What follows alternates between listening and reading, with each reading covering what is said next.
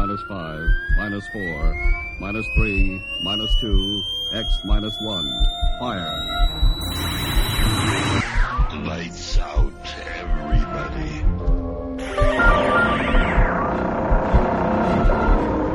The creaking door. Dimension X. Inner Sanctum Mystery. X minus 1. Dark fantasy.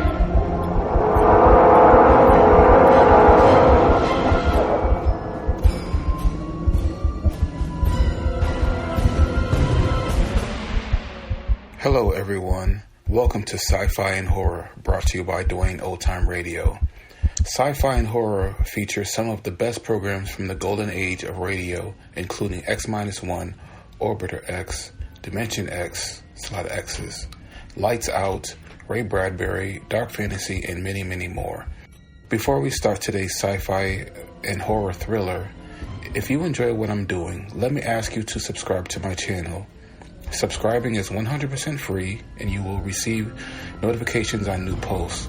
Lastly, if you have a moment, please write a short 1 or 2 sentence review or give a rating on your preferred podcast service.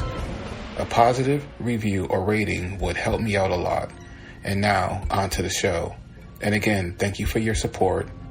We're going to end the month of sci-fi and horror with sci-fi with 2 episodes this week. The series is Adventures in Research. The plays are the first one, Victory in the Desert, episode 13, April 27, 1943. And then The Recluse of Fitzroy Square, or The Recluse. I'm not sure how they pronounce it. Anyway, The Recluse of Fitzroy Square, the 15th episode, May 11th, 1943.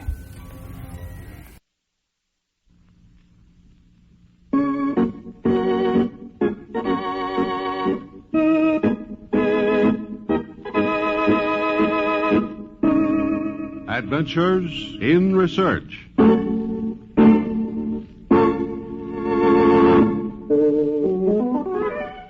This is Paul Shannon bringing you another transcribed story of science, produced as a public service in cooperation with the Westinghouse Research Laboratories. And today telling you the story of one of the outstanding achievements in the winning of the American Southwest. It is not the story of a victory over the Indians, but of a victory over a more relentless, implacable foe, the desert.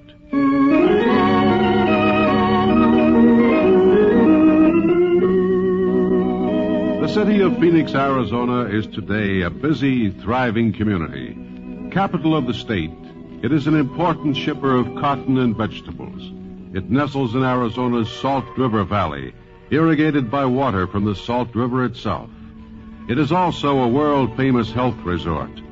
The time was when Phoenix was anything but a health resort. The scorching heat of the desert made it almost impossible to live there, and the early settlers found themselves faced with a major problem: water. And so in 1867, one of the early American settlers in the valley organized an irrigation company, and for several years the Salt River Valley prospered. 200,000 acres were reclaimed from the desert, and living conditions were much improved. This, then, is a good time to begin our story. A time when the men of the valley thought the battle with the desert was over, won with hardly a fight. We are back in the year 1889, in a general store in the busy little town of Phoenix itself. As usual, it's a hot, dry summer day. The kind of day when men and animals seek whatever shelter they can find. Hi, Ed. Ain't seen you in a month of Sundays. How are you? Okay, Jim. How's the wife and kids? Good. Everything okay on the farm? Yep. Hot enough for you? It sure is. 108 right outside the door. That's hot enough for anybody. You bet your life. Tell me, how's crops? Not bad, Jim. What you raising? For cotton, mostly. A few acres of vegetables here and there. Getting all the water you need? Well, yes and no. What do you mean, Ed? Oh, nothing, I guess. When you add it all up at the end of the year, I guess I am getting enough water. Trouble is, it ain't steady.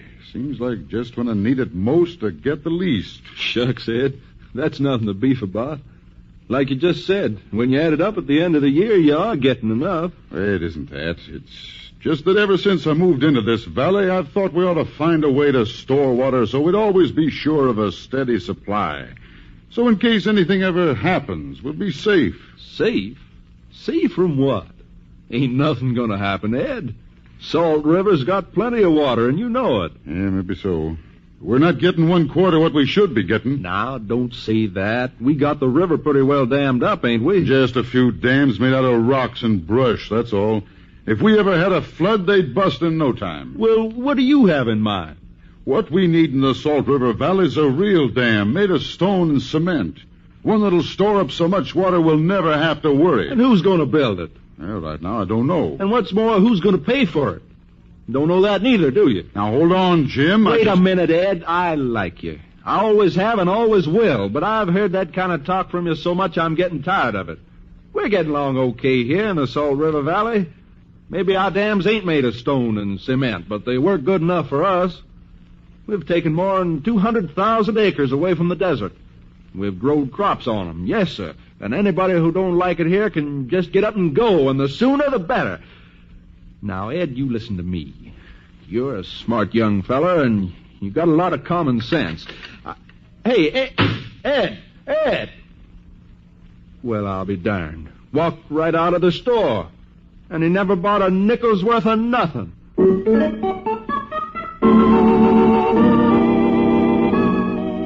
Ed went right on talking about the need for a real dam. He did more than talk. He even picked out a good location. But as long as there was plenty of water in the river, nothing was ever done about it. After all, people said, why not leave well enough alone? We're doing all right. And all the while, the desert listened and bided its time. In 1897, it struck its first blow, drought. No rain in the valley, no rain in the mountains. The water in the Salt River grew lower and lower. People waited, but there was no rain. 2 years passed, 1898, 1899, and still drought. Meanwhile, cattle died, fruit trees died, crops withered, and families moved away in droves. To guard the dwindling water supply, armed men patrolled the irrigation ditches. 75,000 acres of once fertile soil were forced out of cultivation as the desert returned to claim its land. In February 1900, Ed's prediction came true. A flash flood swept away every dam on the river.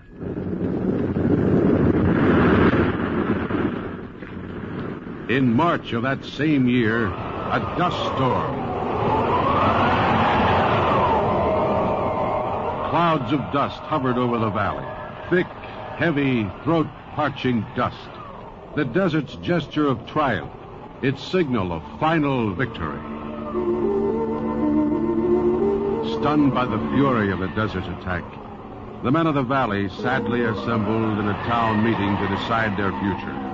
The chairman of the meeting, the Phoenix storekeeper, called the citizens to order. Men, ain't no need to say why we're here. You all know as well as I do. We're here because we're running out of water. Because our cattle and our crops is dying.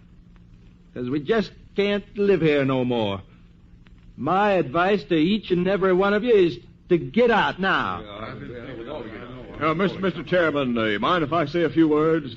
Go right ahead. Speak your mind all you want to. Thank you. Men, my name's Ben Fowler. Most of you hardly know me. Up until a few months ago, I lived in the East. But I've come out here to settle down in your valley, and I just want to say this. I know how it feels to lose cattle and crops. I know how it feels when you can't spare your kids a drink of water. But I tell you, we can save this valley, and now's the time to start. That's so, Mr. Fowler. Well, suppose you tell us exactly how to do it. By building an honest-to-goodness dam that'll hold. Mr. Fowler, we've heard that talk around here All right, now, before. wait a minute. Now, just wait a minute. I've talked this over with engineers, and we have a plan. Not only that, we have a site picked out. Where? The Tonto River Basin, right near where the Tonto empties into the Salt River. Mr. Fowler, that's 65 miles from the nearest railroad. You'd never get your equipment up there. Well, I think we could. Even if you did. That there's the steepest gorge on the whole river. You couldn't build nothing there. My engineer friend thinks it can be done. Well, how much do you figure it'd cost? Oh, about $5 million. $5 million? Oh, hold on now. Hold on. I know as well as you that there isn't $5 million in the whole territory, so I've got another idea. Now, if I tell you, man, we may be able to raise the money elsewhere, would you consider staying on here in the valley and working for this dam? What'll we do in the meantime? Where'll we get water? Rebuild the rock and brush dams that were destroyed by the flood. And while you're doing that, I personally will try to raise the money. Now, is that a bargain? Just a minute, Mr. Fowler. Before you ask everybody to stay here in the valley on your say-so, we got a right to ask a question. Where do you figure to get this money? That's one answer we want to hear. Okay, I'll tell you. I think we can get the money from the federal government in Washington. You mean you'll go to Washington yourself? Yes, and what's more, I'll stay there until I find someone who realizes we've got to have water. Now, is that good enough? It's good enough for me, Mr. Fowler. Good. Now, all you men who are willing to stay in this valley until I come back from Washington, all you men say aye. Aye. All right, then it's settled. I'll leave tomorrow morning. And, if necessary, I'll take this matter clear up to the President of the United States, Teddy Roosevelt himself.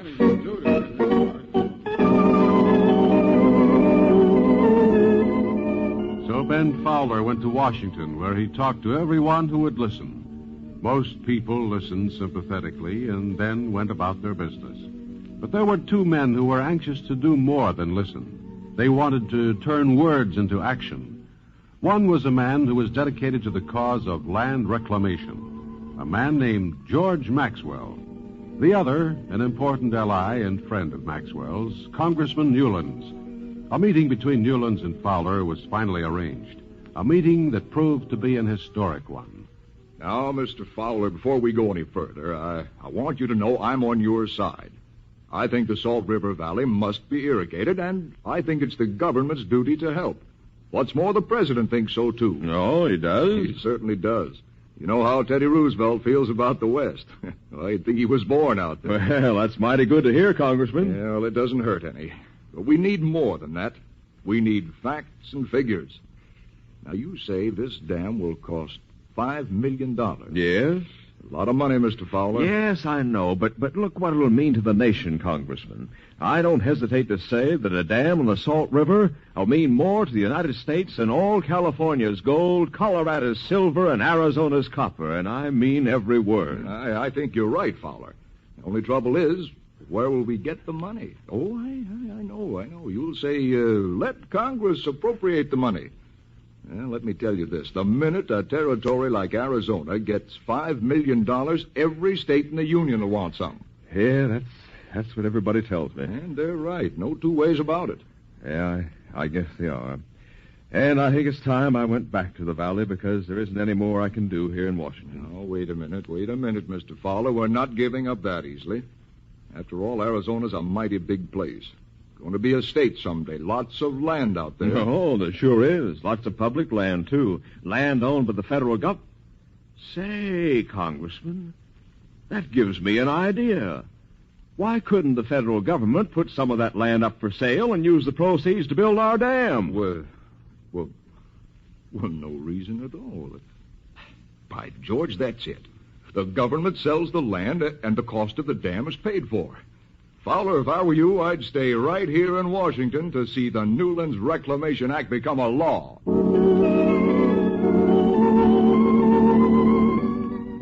On June 17th, 1902, a telegraph instrument in Phoenix ticked the happy news that the Newlands Reclamation Act had been signed by the President. People forgot their personal interests and began to work together in harmony. They set up in advance the details of a plan for the equitable distribution of the water that would be supplied to them by a dam which was not even built yet. Since the site was 65 miles from the nearest railroad, a road had to be built to transport supplies and machinery. Every single ton was hauled in high-wheeled wagons, drawn by old-fashioned mule trains. Almost 350,000 cubic yards of stone were cut from the mountainside. 184 feet at the base, 16 feet at the top. The dam stretched more than 1,000 feet across the mouth of a gorge. It impounded 1,400,000 acre-feet of floodwater. Begun in 1906, the huge main dam was completed in 1911 and dedicated on March 18th of that same year. On that day, it was officially named the Roosevelt Dam in honor of President Theodore Roosevelt. Since 1911, land reclamation has continued in the United States, but it took Roosevelt Dam to convince people that reclamation was practical. It was the result of the resolution of a group of determined men who turned a raw wasteland into a thriving, prosperous community. Winning a victory in the desert was their adventure in research.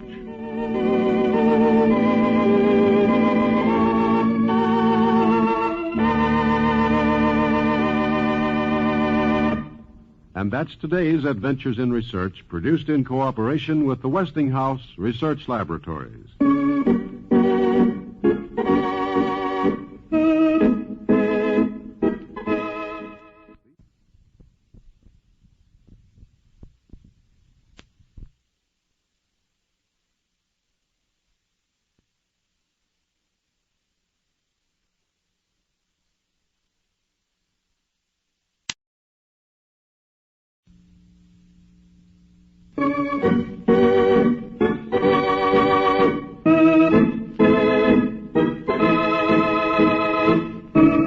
Adventures in Research.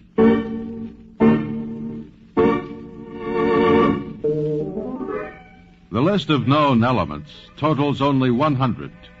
Only 100 elements, some of them man-made, compose everything we know. And one man discovered 2 of them. His friend said of him, "Oh, William, he's never been wrong in his life. Never once." His enemy said, "Who, William? A money-hungry hermit who never discovered anything." But to most of his contemporaries, he wasn't known at all, because he was the Recluse of Fitzroy Square.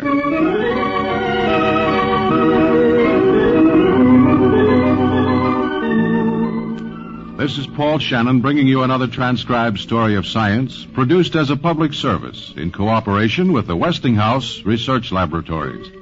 And today telling you the story of William Hyde Wooleston, a man who discovered 2 elements and one of the best-kept secrets in chemical history. It's relatively hard to locate a recluse. He doesn't want to be found. But if we were looking for William Wooleston, we would have traveled to Huntington, England, in the year 1800 and inquired. Who? Dr. Wooleston? Oh, he don't live here no more. But, my good man, I can see with my own eyes. Here's his shingle, William Wooleston, M.D. I ain't arguing with your eyesight. If you're looking for his shingle, it's there, all right. But if it's the doctor you're seeking, he ain't here no more. Well, when do you expect him back? I don't. Oh, he's moved his office. Well, why didn't you say so in the first place? He ain't moved his office because he don't have no office. Oh, now, look.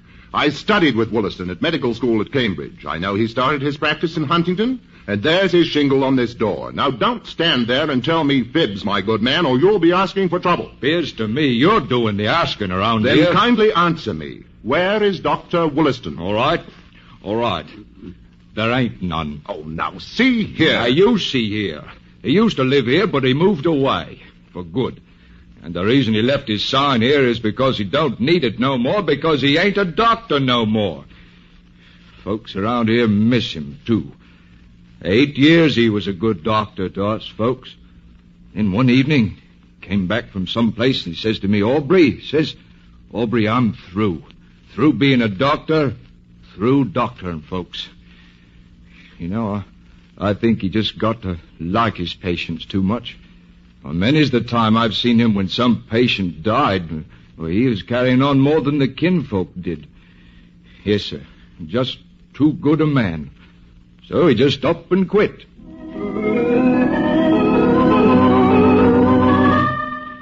The sufferings of Wooleston's patients caused him too much mental anguish, so he retired from medicine after 8 profitable years and took up applied science for his livelihood. We finally could have tracked our elusive man down. He moved into lodgings at 14 Buckingham Street, Fitzroy Square in London. With double bolts on the doors, locks and chains that would keep out any intruders, it seems that William Wooleston is guarding some sort of secret.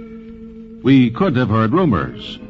This secret he's guarding so closely and working so hard at involves the metal platinum. We could have asked the scientists of his day about platinum and heard... Yes, platinum. A grayish-white metal known since antiquity. Most interesting because the primitive cultures made no use of it. They couldn't melt it, you see, and we can't work with it. It isn't malleable, so it really isn't much good. It's one metal you can't work. It's light, would be valuable for making, say, laboratory vessels, wouldn't dissolve or melt. But then, what good is it if you can't shape it? And maybe we would have found a clue to what went on behind the locked and bolted doors of Wooleston's laboratory. Rumor was that he was trying to find a way to make platinum malleable. But who could say for sure? No one was allowed inside the room where Wooleston experimented. Until one visitor... If you'll wait here, Mr. Hawkins, in the hall, I'll summon him. He'll be here directly. Stay right here now, and I'll tell him you're here. So this is where he is, huh? Odd place. Enough bolts and locks to... That door there must lead to the laboratory. Jove, look at that lock, will you? And a length of chain to... I say, it isn't shut. A light push might... Aha! Yes, this is the laboratory, all right. Light isn't too good. Beakers, chemicals, and here seems to be a furnace. If I could find a light, I might... I am William Wooleston. You wanted to see me? You gave me a turn. Well, William, you remember me, don't you? Hawkins? Egbert Hawkins from Cambridge? My servant gave you precise instructions not to leave the hall, I believe. But you took it upon yourself to enter my laboratory. Oh, now, see here, William. I was just looking about. Spying. Very well. You want to see something, I'll show you. Oh, now, look, no point in getting all upset about this. You do remember me, don't you, William? Up at Cambridge with you? I'll light a light, sir. Oh, no, it's not necessary. I'll come back another time when you're not quite... You're here now. I believe you were looking at the furnace when I discovered you. Very well. Come along. Oh, really? It isn't... This is the furnace. Come closer. Take a good look, because it is the last time you'll ever see the inside of my laboratory. Please, you're hurting my arm. Seen enough? Now get out, and never come near my place again. No, Mr. Wooleston didn't like visitors, and people kept their distance from his locked doors and hot furnaces. And then one day a handbill was distributed. Little boys were handing out printed advertisements on the streets of London. What is it, Harry? Well, it's a sign bill. What's it say? Another auction, likely. No. It says new silver. New silver? Called,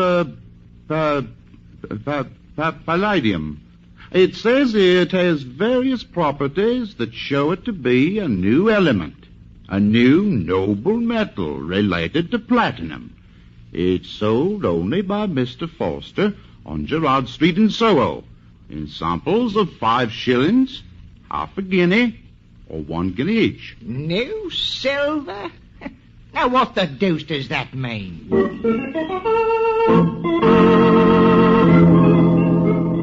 It seems an odd way to announce a discovery of scientific importance, doesn't it? To have boys hawking handbills through the streets. But if it prompted our curiosity that day in 1804, we might hurry to the shop of Mr. Forster, where he sells articles of natural history, and purchase a sample of palladium. Palladium? No, sir. All sold out. Don't have a bit of it left. Funny thing, one man bought up the entire supply. We might get some of it from him. He came rushing in here and bought all the palladium I had. His name is Chenevix, Richard Chenevix. He lives right over on Nichols. Why, Mr. Chenevix, whatever is all this? Here, give me a hand with this, Hobson, please. Well, yes, sir, but Whitney, what on earth is it? It is supposed to be a new metal, palladium. A new metal? Supposed to be. I fancy that some charlatan is trying to put something over on the public. Palladium, indeed. I fancy this is some of that old hermit Wooleston's work. Sneaky business, printing a handbill about it. No mention of it to the Royal Society. No paper on it in the journals. No, Hobson, I think that Mr. Wooleston is trying to palm something off on us. Well, he'll soon find out he has a tiger on his hands when I get through with him. Richard Chenevix challenged Wooleston and his new metal. And my own experiments with this palladium prove beyond a shadow of a doubt that it is not a new metal at all, but an alloy of platinum and mercury. Mr. Wooleston has hoodwinked us all. Well, almost all of us. If it had not been for my sagacity and my astute experiments, And what did Wooleston reply? Nothing. The Recluse of Fitzroy Square said not a word. He refused to discuss it. But in a newspaper of the day was an anonymous letter that read, If Mr. Chenevix says the new metal is not but an alloy, why does he not prove it by making some himself? I will give £20 to anyone able to make 20 grains of palladium. Signed, a friend of science. And the friend of science sat back in his anonymous quiet in his bolted lodgings. No one ever claimed the reward. Then, a year later, Wooleston made an announcement and cleared up the mystery. In addition to palladium, I have isolated a second new element from the ores of platinum. The salts of this new metal are a beautiful rose red, and for this reason, I call the new element rhodium. And then came another announcement, which helped explain the locked and bolted doors on Fitzroy Square. I have found a method to make platinum malleable and useful. Now vessels may be built of platinum that can safely hold sulfuric acid and other corrosive liquids. With my new platinum, it will be possible to make of platinum anything that requires the use of gold. For reasons I do not care to discuss, this secret will not be disclosed until after my death. Wooleston kept his word and did not reveal his secret except in a posthumous paper published in 1829. Some say he made a fortune from the secret. Others say he had better reasons for his action. Be that as it may, this lone man in a locked laboratory discovered two new elements, and they have become two important elements in this busy world. Palladium. Accepted by craftsmen the world over as a precious metal for fine jewelry. Less costly than gold and platinum, yet light. And it has many industrial uses. Your telephone contains palladium for tarnish-resistant contact points in the dialing mechanism. Palladium is used in the manufacture of streptomycin. Your dentist uses it often in place of gold for fillings. Medicine cabinet, molars, and telephones. But what of Wooleston's other element, rhodium? A rhodium alloy is used in thermocouples for measuring high temperatures. Chances are your cigarette lighter is plated with rhodium. And the reflectors on your car headlights are plated with it, too. Palladium, rhodium, and workable platinum. This is not all that came from behind Wooleston's locked laboratory. He was the first to observe the dark lines in the spectrum of the sun. He devised lenses for microscopes and applied them to eyeglasses. He devised the goniometer, an instrument for measuring angles, and the cryophorus for freezing water by evaporation. He believed he preceded Michael Faraday in his experiments with electric current. Small wonder he was a controversial figure to his contemporaries. Money crazy. That workable platinum brought him all that money. Made a fortune out of it and didn't tell it to no one. That's why he's so secretive. A genius. Why, many's the time I've seen him write with a diamond on a piece of glass. Letters so small you could see nothing but a ragged line. Yet put it under a microscope and you could read every word of it. Met him on the street one day, and he showed me how he could carry a battery in his watch pocket. Had a thimble he built into a galvanic battery. Heated a platinum wire white hot from a thimble. Controversial William Hyde Wooleston passed away in 1828. And though he won little of worldly renown during his lifetime, years later the Duke of Edinburgh opened an exhibition to pay tribute to Wooleston's great work. His name is preserved in the mineral wollastonite, and in optics, a prism, a lens, and a wire bear his name. And the Wooleston Medal is still awarded annually as provided in the will of the Hermit of Fitzroy Square, an enduring memorial to a most unusual adventure in research. And that's today's Adventures in Research, produced in cooperation with the Westinghouse Research Laboratories. These programs are broadcast to Armed Forces personnel overseas through the facilities of the Armed Forces Radio Service. Join us again next week for another transcribed story of science on Adventures in Research.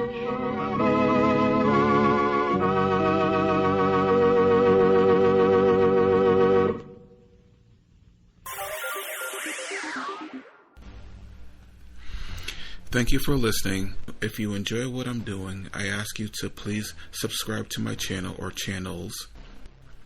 Well, hope you enjoyed, and until next time, stay safe, wish you well, peace.